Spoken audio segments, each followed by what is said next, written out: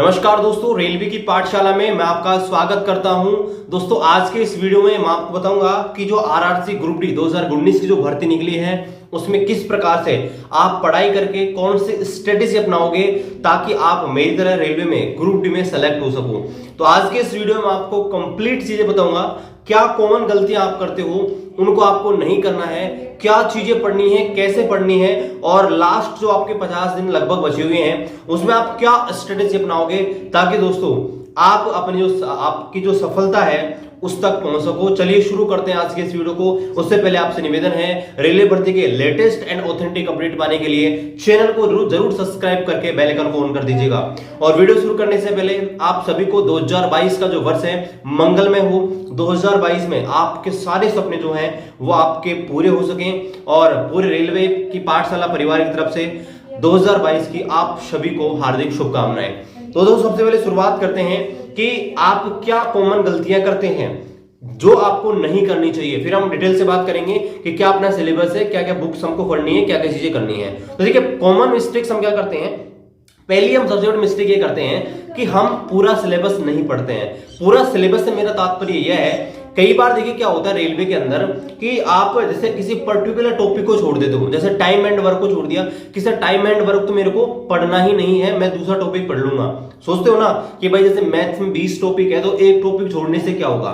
लेकिन दोस्तों मैं आपको एक चीज बता दूं जो मैंने प्रीवियस ईयर क्वेश्चंस के अंदर देखा है, वो चीज ये है कि रेलवे में कभी भी ऐसा नहीं होता कि आपको जो पूरे टॉपिक है उनमें से एक एक प्रश्न आए। जैसे सपोज कीजिए मैथ्स के अंदर अगर आपके 25 क्वेश्चन आने वाले हैं मैथ्स के अंदर और 25 ही आपके पास टॉपिक्स है मैथ में, तो ये जरूरी नहीं है कि आपके प्रत्येक टॉपिक में से एक क्वेश्चन आए। हो सकता है कि ट्रिग्नोमेट्री में से 5 प्रश्न आ जाए एक शिफ्ट में और दूसरी शिफ्ट में ट्रिग्नोमेट्री से एक भी प्रश्न ना आए। ये ऐसा हुआ है दोस्तों, इसलिए मैं आपको बता रहा हूं। तो आपको ये ध्यान रखना है किसी भी टॉपिक को आपको छोड़ना नहीं है। छोड़ने का मतलब है कि कंप्लीट टॉपिक नहीं छोड़ना है। हाँ, आप जैसे तैयारी करते हैं तो उसका मतलब ये भी नहीं है कि आप ऐसे सीजीएल लेवल का पढ़ें, लेकिन हाँ बस आपको ये ध्यान रखना है पर्टिकुलर टॉपिक को नहीं छोड़ना। जैसे आप सोच रहे हो सर मैं मान लीजिए परसेंटेज को छोड़ दूं, है ना, ट्रिग्नोमेट्री छोड़ दूं, मेंसुरेशन छोड़ दूं, तो पूरा आपको नहीं छोड़ना है, क्योंकि हो सकता है कि जो टॉपिक आपने छोड़ा है और आपका नसीब अगर खराब हुआ तो आपकी शिफ्ट में उसी टॉपिक से 4 से 5 क्वेश्चन आ सकते हैं और 4 से 5 क्वेश्चन दोस्तों बहुत ज्यादा इंपॉर्टेंट होते हैं। तो पहली ये कॉमन गलती आप मत कीजिएगा। दूसरी यहां पर देखो, दूसरी क्या चीज है कि बहुत सारे लोग क्या करते हैं किसी एक पर्टिकुलर टॉपिक के ऊपर, वो पर्टिकुलर सब्जेक्ट के ऊपर फोकस कर लेते हैं। जैसे मान लीजिए कोई सोचता है सर मैथ्स में पढ़ लेता हूं और बाकी तो मैं देख लूंगा। तो देखिए आपको रेलवे के अंदर ना इस बार सिलेक्शन लेने के लिए अच्छे खासे स्कोर की आवश्यकता होगी, क्योंकि 3 साल से स्टूडेंट है और लगातार प्रिपरेशन कर रहे हैं। तो ऐसे में आपको 80 के आसपास अपना टारगेट रखना होगा, 80 प्लस रखना पड़ेगा, कट ऑफ चाहे कुछ भी जाए। तो ऐसे में आपको इस चीज को बिल्कुल भी नेग्लेक्ट नहीं करना कि भाई मैं तो 2 विषय पढ़ लूंगा, बाकी जीके छोड़ दूं, करंट अफेयर छोड़ दूं, ऐसा बिल्कुल भी मत कीजिएगा। तीसरी सबसे बड़ी गलती यह है कि बहुत सारे लोग ऑनलाइन टेस्ट नहीं देते हैं और उससे सबसे बड़ा नुकसान ये होता है दोस्तों कि जब आप एग्जाम में पेपर देने जाते हो ना तो उनका टाइमिंग ही नहीं आता है। टाइमिंग का मतलब है कि जैसे आपके 100 क्वेश्चन आएंगे 90 मिनट में, तो दोस्तों टाइम इतना जल्दी निकल जाता है कि आप क्वेश्चन ही नहीं कर पाते हो। तो ये आपको ध्यान रखना है, जब आप ऑनलाइन टेस्ट देते हो तो वहां पर दोस्तों क्या होता है कि आपको ऐसा फील होता है जैसे आप एग्जाम हॉल में बैठे हुए हो और एग्जाम का टेस्ट दे रहे हो। तो अगर आप ऑनलाइन टेस्ट देते हो तो आपको बहुत सारी चीजों का फायदा होता है, जैसे किस टॉपिक में आपका सेक्शन, आप किस टॉपिक में आप कमजोर हो, तब आप क्वेश्चन करोगे तो आपसे क्वेश्चन नहीं हो रहा है तो आप उस पर्टिकुलर टॉपिक को बाद में पढ़ सकते हो। इसके अलावा आपका जो टाइम है वो मैनेजमेंट अच्छा होगा। तो ये दोस्तों आप ऑनलाइन टेस्ट दीजिए, कोई सा दीजिए, मैं आपको ऐसा नहीं बता रहा कि आप यही दीजिए या मेरे लिंक से परचेज कीजिए, आप कोई सा टेस्ट दीजिए, लेकिन कम से कम वीक में 2 टेस्ट जरूर दीजिएगा।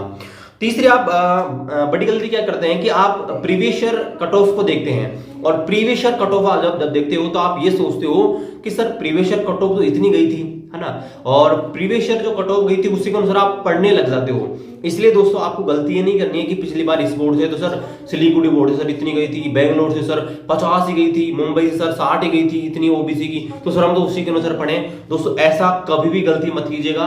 रेलवे में ऐसी बड़ी भर्ती दोबारा पता नहीं आएगी या नहीं आएगी, ये मौका आपको नहीं छोड़ना है। 1,03,000 वैकेंसी, हो सकता है दोस्तों फ्यूचर में वैकेंसी ही ना आए, ठीक है, मैं आपको बता रहा हूं, है ना। लेकिन आपको इस मौके को छोड़ना नहीं है। ऐसा मौका आपको बार बार नहीं मिलेगा।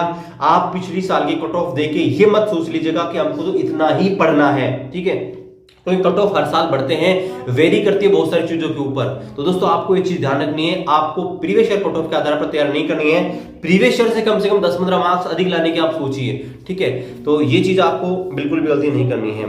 तीसरी अगली चौथी जो सबसे बड़ी जो आप गलती करते हो वो ये है कि बहुत सारे लोग आपको मिसगाइड करते हैं। मिसगाइड का मतलब आपको डिमोटिवेट करते हैं। डिमोटिवेट कैसे हैं कि भाई रेलवे में तो पैसा चलता है, पढ़ाई वालों की कोई इज्जत नहीं है, पढ़ाई करने वालों का भी जॉब नहीं मिलती। तो दोस्तों इसका जीता जागता उदाहरण मैं आपके सामने हूं, ठीक है। आप मेरे को देख लीजिएगा, आप इन चीजों पर बिल्कुल भी ट्रस्ट मत कीजिए कि रेलवे में पैसे दे करके कोई भी जॉब मिला है। हाँ होते होंगे दोस्तों, इन चीजों को मैं वेरीफाई नहीं करता, लेकिन हाँ मैं आपको एक चीज बता दूं, अगर आपका मार्क्स कट ऑफ मार्क्स से ऊपर है, आप मेडिकली फिट हो, तो आपको कोई ताकत नहीं रोक सकती रेलवे में जॉब लेने के लिए। ये चीज आपको ध्यान रखनी है। तो ये आप बिल्कुल अपने दिमाग में बैठा लीजिए कि आपको पढ़ाई करनी है, कट ऑफ से ऊपर मार्क्स लाने हैं। तो फिर आपको ये फ्रॉड लोगों की चीज में बिल्कुल भी, फ्रॉड लोगों के साथ बिल्कुल भी नहीं पढ़ना है, यानी कि झमेले में, नहीं तो आपका आर्थिक नुकसान तो होगा ही होगा, और दोस्तों आपका सपना है वो भी अधूरा रह जाएगा।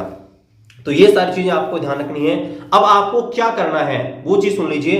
तो देखिए सबसे पहले तो आपको लास्ट 50 डेज में आपको सिलेबस यहां पर पता होना चाहिए। सिलेबस तो आप बहुत बार हम डिस्कस कर चुके हैं, स्क्रीन पर भी आप सिलेबस यहां पर देख सकते हैं।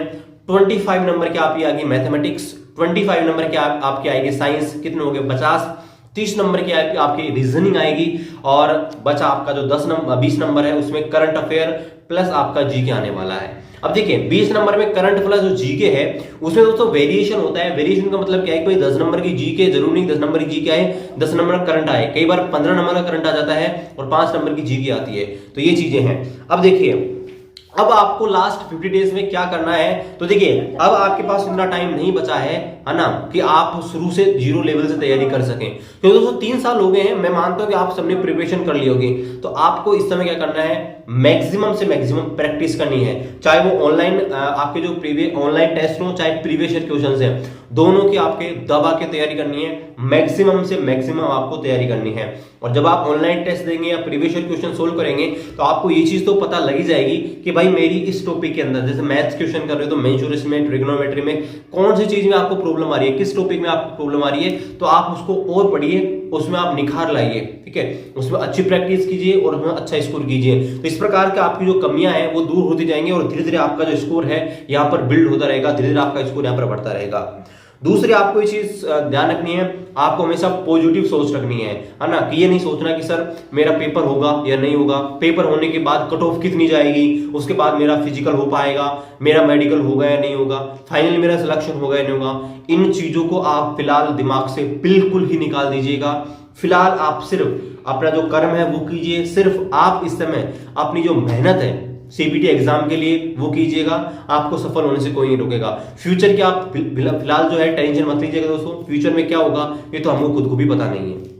अब देखिए यहां पर डोंट फॉलो डिफरेंट टीचर्स, इसका मतलब ये है कि कई बार क्या होता है कि जैसे आपने एक टॉपिक पढ़ लिया, फिर आपको उस टॉपिक को पढ़ लिया, थोड़े दिन बाद भूल गए, फिर दूसरे टीचर से पढ़ रहे हैं, फिर भूल गए तीसरे टीचर से पढ़ रहे हैं। ऐसा कभी मत कीजिएगा। एक किसी पर्टिकुलर टीचर से अगर आपने कोचिंग ले रखी है तो उसके जो नोट्स हैं बार बार उन्हीं को पढ़िए और उन्हीं की सहायता से प्रीवियस ईयर क्वेश्चंस या उन्हीं के पैटर्न पर आधारित आप क्या कीजिए, ऑनलाइन टेस्ट लगाइए। अब देखिए यहां पर आपको क्या करना है, इस जो टाइम पीरियड है उसमें सबसे ज्यादा जो मोस्ट इंपोर्टेंट चीज है वो करनी है सैक्रिफाइस। आपके जो भी दोस्तों सपने हैं ना वो एक दिन जरूर पूरे हो जाएंगे, इस साल जरूर पूरे हो जाएंगे अगर आप सैक्रिफाइस करोगे। तो आपको बलिदान तो दोस्तों देना ही पड़ेगा। बलिदान किस चीज का, एक तो आपको फालतू टाइम जाया नहीं करना है, आपको सिर्फ एक चीज सोचनी है कि ये मेरी एग्जाम है और इस एग्जाम में अगर मैंने इस एग्जाम को क्रैक कर लिया ना तो आपकी सारी मुसीबतों से आपको छुटकारा मिल जाएगा।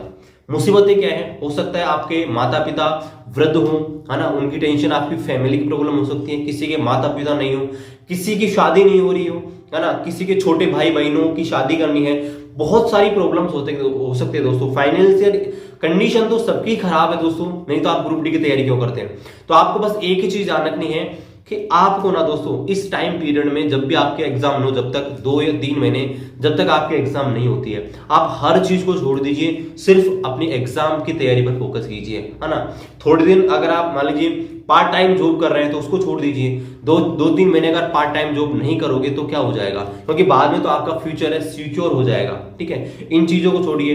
बाकी हो सकता है आप किसी भी और टाइम में सोशल मीडिया पर अपना टाइम वेस्ट करते हो, उनको बिल्कुल भी मत कीजिए, है ना। दोस्तों से मिलना कम कर दीजिए। मैं तो खुद का एक्सपीरियंस बता रहा हूं, है ना। दोस्तों में, रिश्तेदारियों में, शादियों में जाना, ये तो मैं खुद बंद कर दिया था। ये तो अपना ओपिनियन है, मैं तो अपना ओपिनियन बता रहा हूं कि आप अपना टाइम जो है मैक्सिमम से मैक्सिमम पढ़ाई में लगाइए। मैं ये नहीं कह रहा कि भाई 24 घंटे पढ़िए, लेकिन हाँ, जब तक आपका दिमाग काम करता है, जब तक सीखता है, एक दिन के अंदर 10 घंटे 8 घंटे जितना भी है वो पढ़िए। मैं कभी भी नहीं कहता कि आप 15 घंटे 20 घंटे पढ़िए, क्योंकि मैं कभी 15 या 20 घंटे नहीं पढ़ा। मैं 7-8 घंटे रेगुलर पढ़ा हूं, वही आप पढ़िए। लेकिन हाँ, बस पढ़िए फिलहाल, बाकी सब चक्करों को छोड़िए, आप जरूर एक दिन सक्सेस हो जाएंगे। अब देखो, मैथ्स, रीजनिंग, साइंस, इनके बारे में थोड़ा थोड़ा मैं आपको बता दूं कहां से आप पढ़ सकते हो। देखो, मैथ्स आप प्रीवियस ईयर कोई बुक ले आइए, है ना। आप यूथ पब्लिकेशन ला सकते हैं, किरण पब्लिकेशन ला सकते हैं, कोई पब्लिकेशन की क्वेश्चन तो सेम है वो ला सकते हैं। रीजनिंग में भी सेम वही है। इस समय दोनों में आप प्रीवियस ईयर क्वेश्चन की प्रैक्टिस कर लीजिएगा या ऑनलाइन टेस्ट दे लीजिएगा, दोनों में आपके ये सही है। साइंस के लिए देखो, साइंस में तो आपने सिलेबस कंप्लीट कर लिया होगा। साइंस में जो प्रॉब्लम आती है ना, वो आती है न्यूमेरिकल्स को लेकर। न्यूमेरिकल्स के ऊपर मैंने स्पेशल हमारे टॉपिक शुरू कर रखी हैं, उनको दोस्तों आप देख सकते हैं। कहीं ना कहीं कुछ बेहतर हद तक आपका जो न्यूमेरिकल है उसमें जरूर आप न्यूमेरिकल्स को करना सीख जाओगे। उन वीडियोस को आप देख सकते हैं, हमारे चैनल पे डाल रखे हैं। न्यूमेरिकल्स में आपकी जो प्रॉब्लम है यहाँ पर खत्म हो जाएगी, है ना। तो साइंस में आपने जो पढ़ा है उसको पढ़ते रहिए बस। अब नया आपको कुछ नहीं पढ़ना है, क्योंकि रिवीजन चाहिए दोस्तों। नया पढ़ते रहोगे तो नए में कुछ नहीं रखा, बस जो आपने पढ़ लिया उसी को रिवाइज करते रहिए, जो टाइम बचा है उसमें, है ना, और टेस्ट देते रहिए। और साइंस के लिए आप क्या कर सकते हैं, साइंस के लिए दोस्तों वैसे तो जो सबसे अच्छी जो बुक है वो दोस्तों आपके एनसीईआरटी की आती है। एनसीईआरटी में, लेकिन थोड़ा एनसीईआरटी में प्रॉब्लम क्या होता है कि चीजें जो होती हैं वो ज्यादा डिस्क्राइब दी जाती हैं, और कुछ कुछ चीजों में आपके प्रॉब्लम्स होती है ना। लेकिन एक एक लाइन इंपॉर्टेंट है एनसीईआरटी की। तो आप कोई बुक ले सकते हो जो एनसीईआरटी पर बेस होती है। खान सर की भी ले सकते हैं और भी पब्लिकेशन भी ले सकते हैं, मार्केट में बहुत सारी आती हैं। और प्रीवियस ईयर क्वेश्चन करो, वो तो ज्यादा ही बेहतर है। अब बात करते हैं लास्ट में जीके एंड करंट अफेयर की। देखो, जीके मैं आपको पहले बताया कि भाई जीके ज्यादा नहीं आती है रेलवे के अंदर, है ना। और ज्यादातर जो आती है ना वो स्टैटिक जीके आती है ना। Static GK plus current affair दो ही आती हैं आपके रेलवे के अंदर। करंट अफेयर तो आप कहीं से पढ़ सकते हैं। अब देखो, कई सारे स्टूडेंट होते हैं वो करंट अफेयर डेली क्लास ले सकते हैं, वो भी लेते हैं। इसके अलावा बहुत सारे होते हैं जो सोचते हैं कि भाई हम तो लास्ट के 10-15 दिन में तैयारी कर सके, तो बहुत सारी मंथली मैगजीन आती है, उनको आप पढ़ सकते हैं, है ना।